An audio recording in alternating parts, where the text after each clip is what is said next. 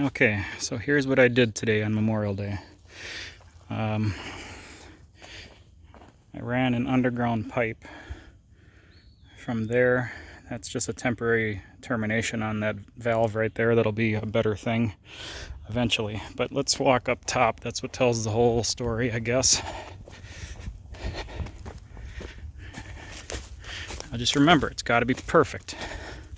So these two tanks, it looks weird because one level is higher than the other, but that's because it was only minutes ago that I opened those two valves that joined them. This tank on the right was the only tank I had here until today, so I added that other 330-gallon tank next to it. And it was only minutes ago I opened the valves. In fact, you can probably see them as we sit there. They'll be equalizing more and more. So I've doubled the capacity. I think, being that these are 330-gallon totes, but I do have an overflow that I was a little bit conservative on, I think that they might hold about 300 gallons each. So I have about 600 gallons of storage here. So the two tanks are joined there. I have an overflow built in to go to the storm sewer where the gutters used to go. You can see the gutters come down now and feed the storm water into the tank. And then of course the two tanks join down there. So there's a few bugs I have to work out. Like I have to somehow filter this water, otherwise it's all the buds and the crap that gets in the tanks is going to cause problems later when I have an actual watering system in place. So I have a vent hole. I thought of it afterwards. I wish I would have put a T right here instead of a 90, but it is vented anyway, so that it won't siphon these tanks out. I thought about drilling a hole through the side of the tank for an overflow, but then that's never right. There's no way to properly seal that ever. I'll go back down. You can see the tanks are almost equalized now. When the tanks are empty eventually, I'm going to straighten that one that's closer to the house. The second tank I have leveled, but that first one I kind of flopped in place and started collecting rainwater right before a storm. So take note of this wire. Well, take note that this pipe is buried. There's over 100 feet of 1.5-inch PVC pipe buried all the way down to the garden. I don't know how much higher we are here than the garden, but I'm thinking we have about 8 feet of head pressure, maybe.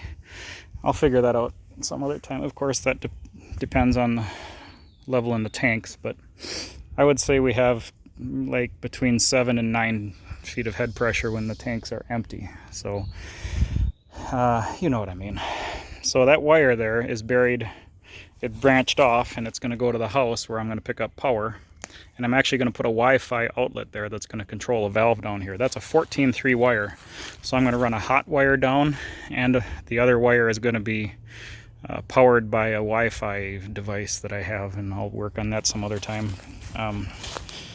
So the pipe is buried down along this retaining wall here, and then it goes under this mulch. I pulled all this mulch back today to dig a trench. The trench is about 1 foot deep, and you can see the evidence of a trench here going across the lawn, the edge of the lawn, and it pops up right there.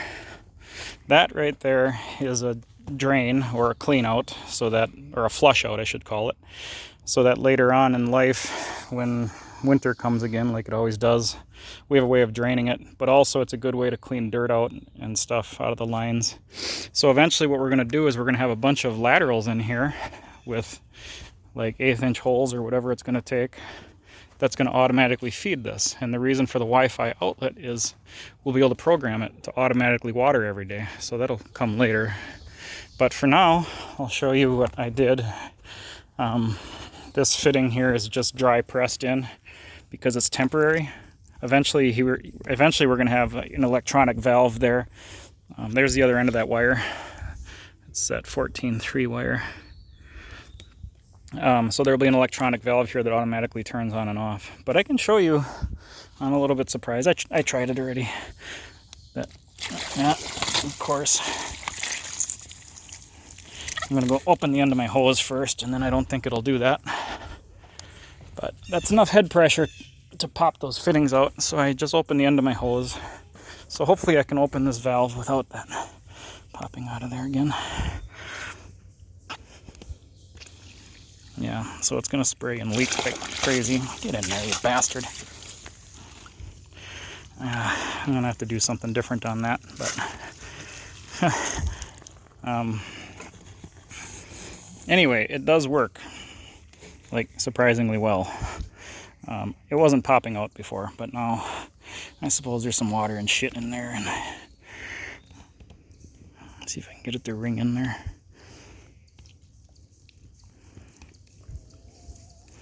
Nope, not gonna happen. So anyway, it does work really well. I'm surprised when it wasn't flying out of there, I was able to shoot water out of that high volume nozzle, maybe 6 feet. That's a lot. So I wish that wouldn't have failed for this video, but I think you get the picture. There's quite a bit of pressure there. When the tanks are full, there's going to be a real lot of pressure. So I'm going to have to take that into consideration when I size the orifices for all the laterals. See, there'll be a header that goes across the back of the garden here, and then all the laterals will come out. I'll probably run 2 laterals in each of these 30-inch wide bays. So then the other project, there was a lot of shade over the garden today, so I started trimming branches, and I got it a long ways, but I need to do much more. That big branch that branches to the left there like a saguaro cactus, I'm going to leave that main branch, but a lot of the little branches that come off of that uppie that comes off that lateral branch, a lot of those are going to have to come down. So I don't know if I'm going to get to that tonight anymore. I'm really tired, and I don't think that's the kind of thing I should be doing on a night when I'm this tired. I worked really hard today. So and you can see it. I mean, it's one of those days where you know you earned your dinner. It feels good. I mean, I'm all mud and whatever. It was a fun day, but I'm under a lot of pressure because I have to leave town tomorrow. So that project's gonna have to wait, I guess. I'll take the ladder down, maybe leave that platform up there. So that's what I did.